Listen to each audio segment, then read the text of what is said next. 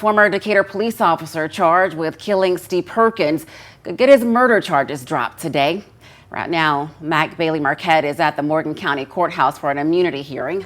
WAAY 31's Jim Abbott now joins us live from Morgan County and has the latest developments. And Jim, what's unfolded so far? Yeah, Tori Nokel, it has been a big day, and it looks like it's nowhere near finished right now. Bailey Marquette's attorney definitely trying to show that Steve Perkins was the aggressor that night and that police were only there in order to keep the peace. There have been 4 witnesses so far: the tow truck driver from that night, 2 of the other police officers, McAdam and Williams, who were there with Marquette, and the Aaliyah agent who was in charge of the investigation. Starting with the tow truck driver.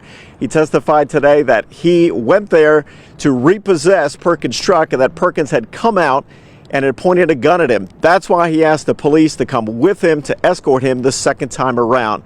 We got to see some body cam footage from Officer Williams, and he talked about the fact that when he was there and that Perkins came out of the house, he wasn't sure right away exactly what Perkins had in his hand.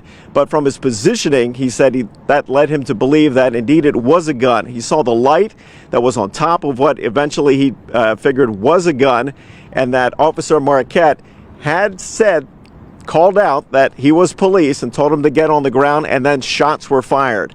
Officer Williams said he didn't know at the time where those shots were coming from, but after they stopped, he said he saw Perkins' gun on the ground. I mentioned the Aaliyah agent, Jamie King. He has been on the stand now for about the last 2 hours. He was the one fully in charge of the investigation who was interviewing all the witnesses last night. Coming up at 5, I'll take you through what he had to say and where the case goes from here.